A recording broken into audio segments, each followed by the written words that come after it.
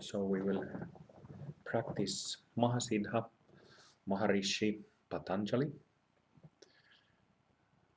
who, as I mentioned before, is the famous author of Patanjali's Yoga Sutras and the person who came up with the so-called Ashtanga Yoga, which means yoga with 8 limbs or 8 parts. I recently worked with Patanjali, and I think I will write a short commentary on Yoga Sutras, which will be very different than the commentaries out there available. Although there is especially one very good commentary on it by English Godfrey Devereux. Godfrey Devereux. But Godfrey Devereux is a Buddhist meditator, so that's why it's good, the commentary.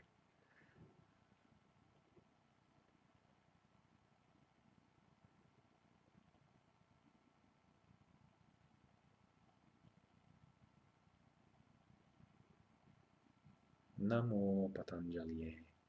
Namo Patanjali. Namo Patanjali. Inviting Patanjali, you can invite him also to you.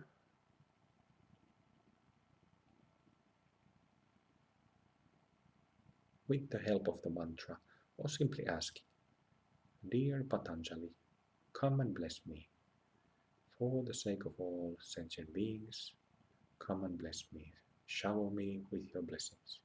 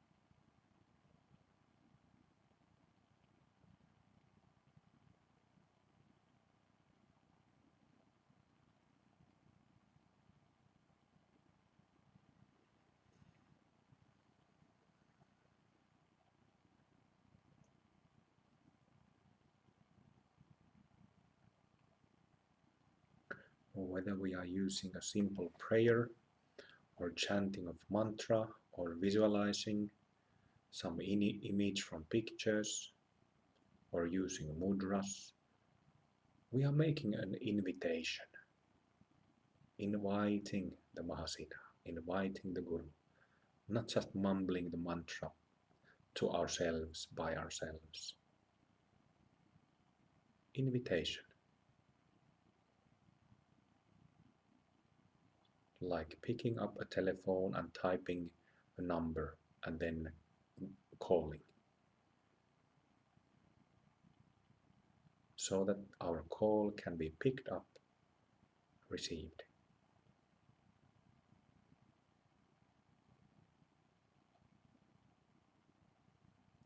Very simple mechanics in Tantric Guru Yoga, and too seldom understood, really.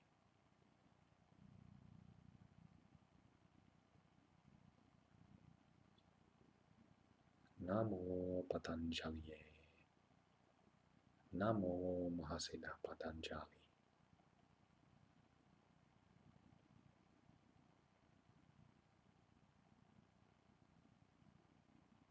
Hello, Patanjali.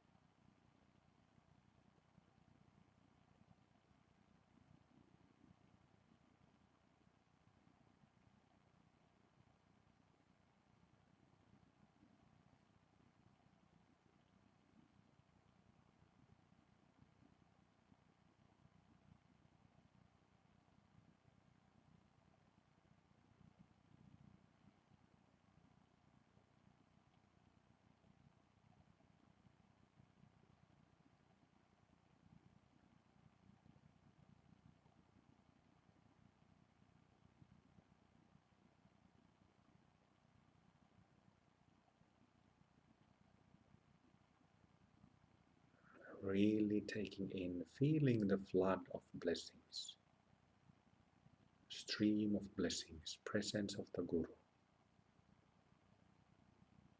And this is the heart and soul of tantric practice. Knowing when to let go of external technique and just feeling, blending with the Guru or the deity, becoming one with the Guru or the deity. In this case, becoming Patanjali.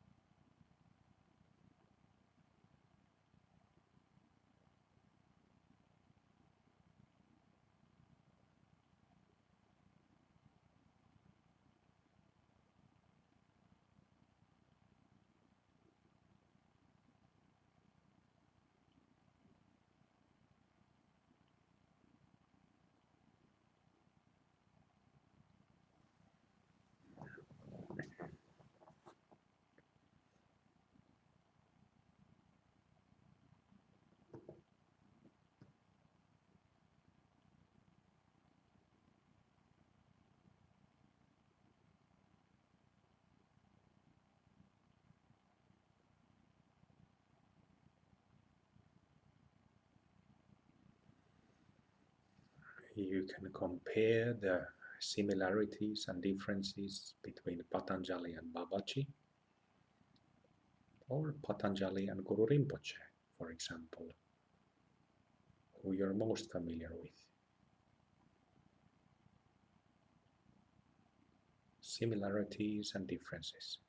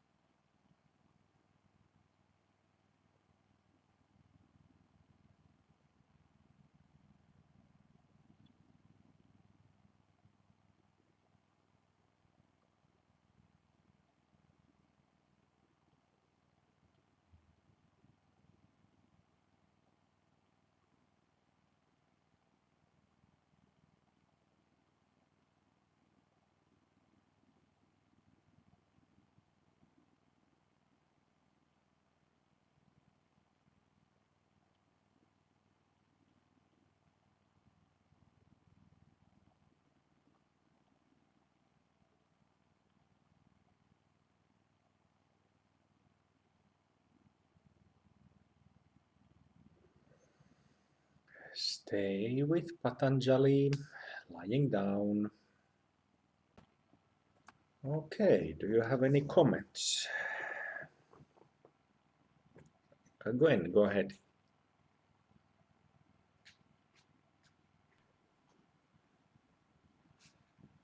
Felt as if there was a conflict going on, and I felt anxious, and it was unpleasant, and I've never felt that before with any other guru or deity. Yeah, it was quite upsetting. I wonder why that would be. Conflict about what? About me not allowing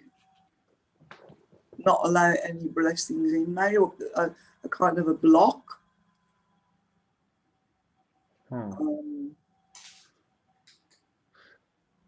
Okay, so was it, yeah, so like not being able to or not letting the blessing come in. Was that it? Simple as Yeah, that. something like that. Yeah. Okay, so this can be like when when it's really a matter of, like I always say that um learning to know a guru, which in our case is always non-physical. There's a process of familiarization, just like there is in any type of social relationship.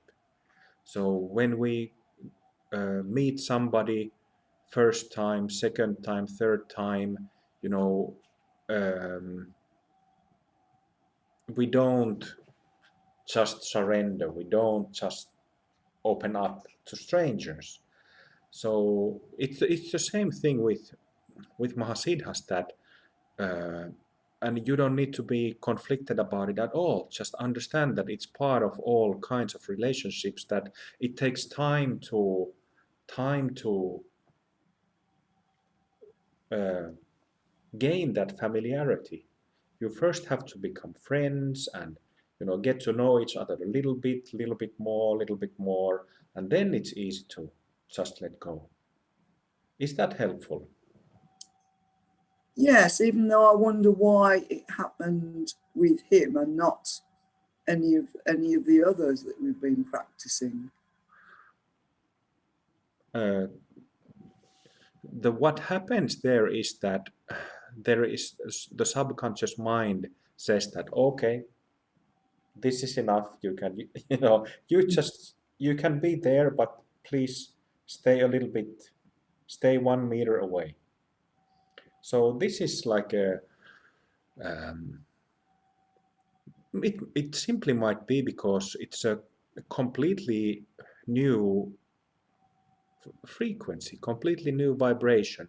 So subconscious mind is like that. Subconscious mind is like a small child that you know, and like children, they take their time uh, to get accustomed, get familiar with new things. They are first shy and keeping away from other kids and new adults, so they take their time. So there's kind of a, in that kind of behavior, just like you've seen small kids do, it's exactly what happens with the subconscious mind that we all have. But this will melt with time. Yeah, good that you mentioned it, and good it came up. Thank you. I've had the same thing happen many times before, so don't worry about it. That's good to mention that I've had it also many times. Okay. I found him very physical. It had It's a very physical quality to it. I felt it in the limbs much. He had a dynamic quality to it that, yes. and I felt the the connection to his yoga practice. I think that he was a very physical guy, Yeah. and that's yeah, it was very surprising but extremely striking. Yeah. Also in contrast to Babaji, which was like a warm bath of kindness that it just it just even out in everywhere, and this quality was very dynamic, very physical. Hmm. Loved. Hmm. Yeah. How many people here uh, practice hatha yoga, physical yoga? Like few. So I'll just give a comment on that. As I mentioned that I worked with Patanjali recently, um, and it's especially about physical yoga practice, asana practice.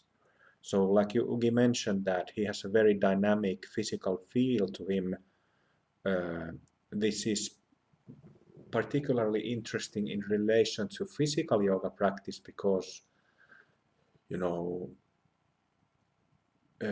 well, whether we are sitting in meditation posture, in Padmasana or Vajrasana or whichever asana, you know, in meditation posture, or whether we are on a yoga mat doing, you know, any of the postures in the sequence of sun salutation or some other postures, which there are endless number of different postures.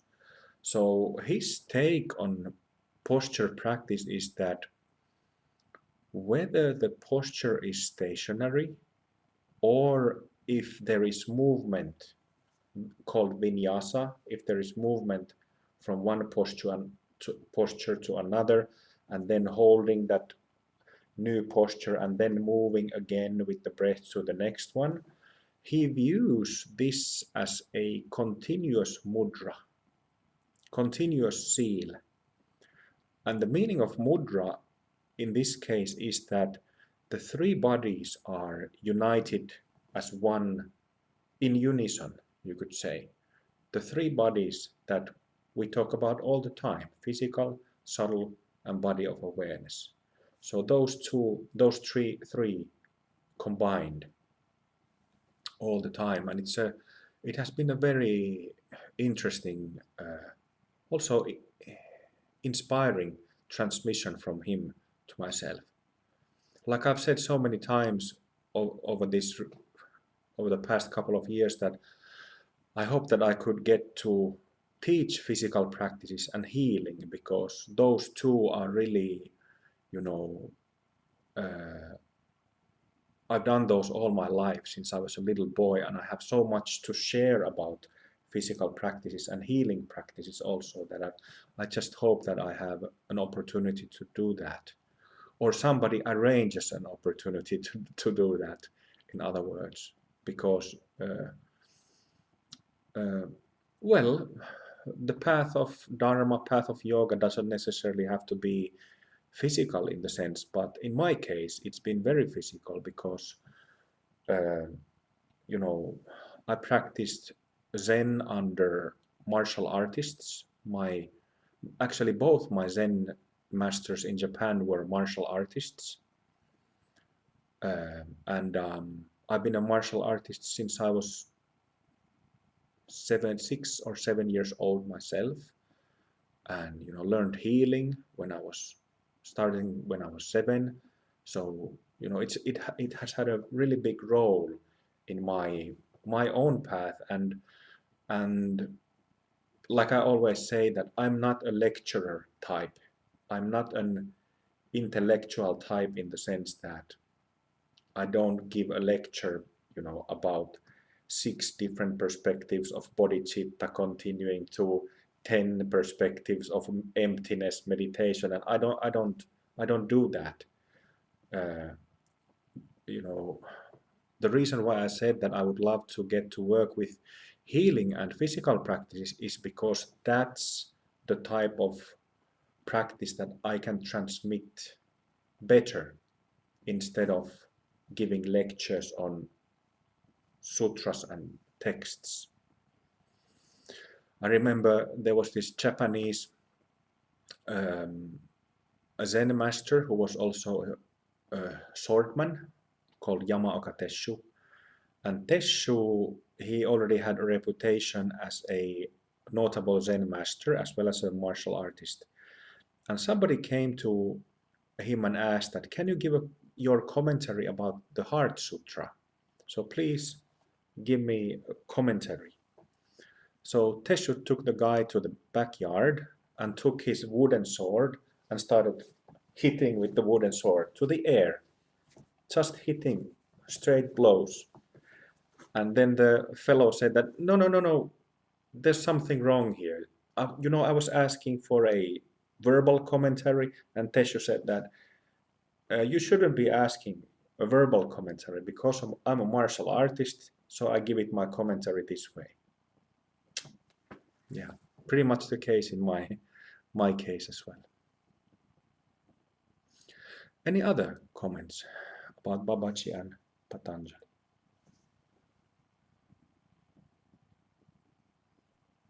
Liz, go ahead. I really loved Patanjali. I've been doing, for the last 2 years, I've been doing Pemiko, and I've been also doing Bikram yoga. I had done Oh. yoga before, but not as much as I've been doing it. And big part of I have a problem where I push down my anger, as I've said before. I push down other stuff too, and it sits in my body, and I don't feel it. And so with him, just doing that practice, just there, I was like, if I could be like him and actually be aware of my body all the time and see and know that I've been pushing down into my body, and just the whole feeling of pretending to be him, or imagining being him, and being totally aware of everything that's going on in my body. Because the only times I'm really aware of my body is when I'm actually doing the physical yoga, or maybe after an hour of doing the physical yoga, I'm totally aware of my body. The rest of the time, I'm like, I could be going around like this with my shoulders right up, not even noticing. And not like I could just find myself suddenly, I pain in my neck, because I've been doing that. So I think I love him. So thank you very much for introducing me to him. Thank you. My pleasure. Like I said, my pleasure.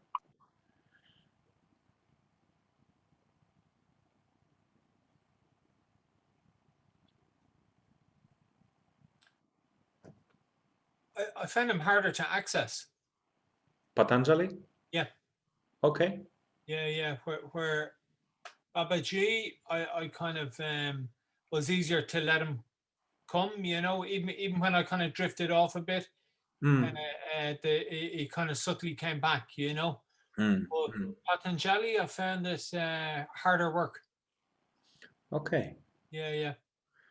Can you be a bit more specific why? Why did it feel like that?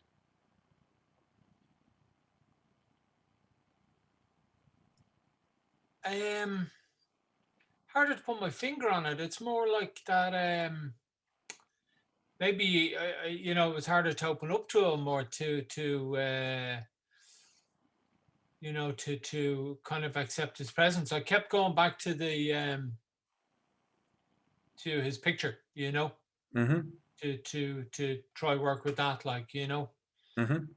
and but then when I lay down, I was. It's funny with Babaji. I had like a little bit of it was like a little bit of deja vu. I felt myself walking somewhere, and I felt, oh, we've had him before, but he came in. I had it. I visualized him coming in the side of my head, like coming in here, and so that there was a previous familiarity or something, Whereas, but Patanjali, I found it like, I had to kind of will myself to work harder to connect, Okay. Yeah. Like those masters who have that nectar-like sweetness, like Babaji, or we haven't done Krishna yet, but Krishna has the same sweetness to him.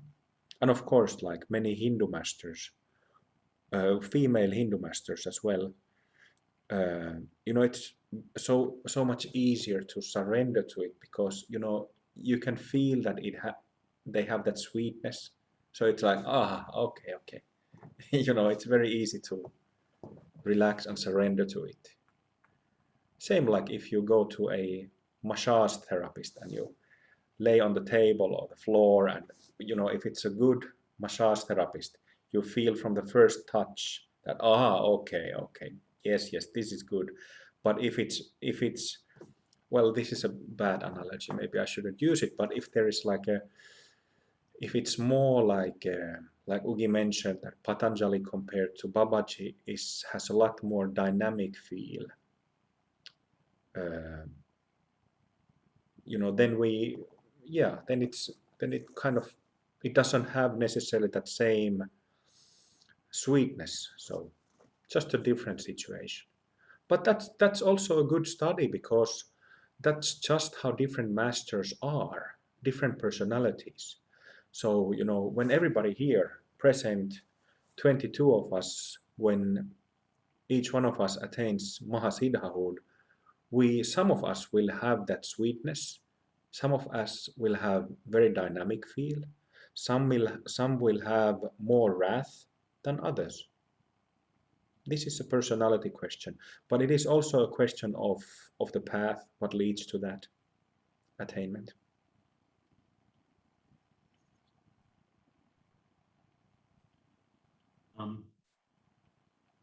I felt like Babaji, I've had a connection with him from Autobiography of a Yogi from 30 years ago. That's when so I think probably what Gwen was saying, I found it easier to open up to him, and there were times when it was very soft and very sort of clear.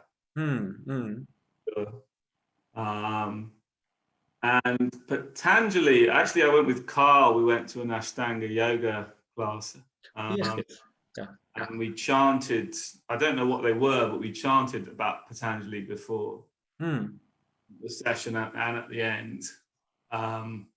But with yoga, I mean, I'm much more into Tai Chi than yoga, because yoga I just find incredibly painful. I think it's working on the sort of the blocks, and I just find it really hard. And I don't know if that was part of the reason that I sort of kept Patanjali at a sort of arm's length.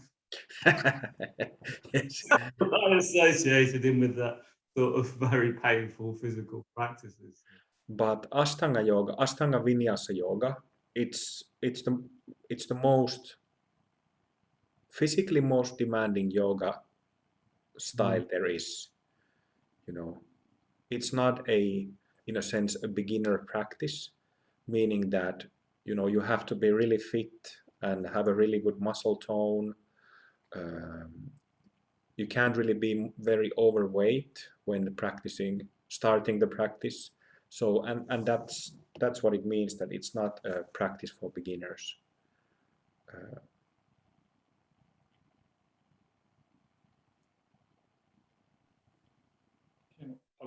So it is difficult. Not to even mention, sorry, Jonathan, that also with that type of practice, there is vinyasa, which means that when you breathe, your breath is deep all the time, inhaling, exhaling, and then you combine the movement, very challenging, difficult movements that require that muscle tone. And if you have overweight and weak muscles, like myself, I had for years, then it's just pretty much impossible to do the practice like it should be done. So that's why it's better to practice easier types before getting there. Yeah. John, did you have something? I was just going to say, I found Patanjali very like Shakyamuni Buddha for some reason. I don't know why. Yeah, but it might have been just the kind of the gentleness and the sweetness, like you've described. The mellow sort of, yeah. Yeah.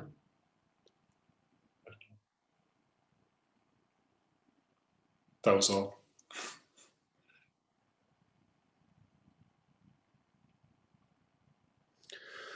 Okay, it's 10 to 6 now. I was thinking that let's take a bit longer meal break. Let's take hour and 25 minutes. So we will continue at 7:15 p.m. EET. And the reason for that is that after you eat, lie down and take a nap. If you fall asleep, that would be perfect, because these sessions are so strong that it's good to take a nap before, and then we will do some like an hour or a bit more than hour more practice later. But if you can, take a nap. Okay, see you in an hour and 25.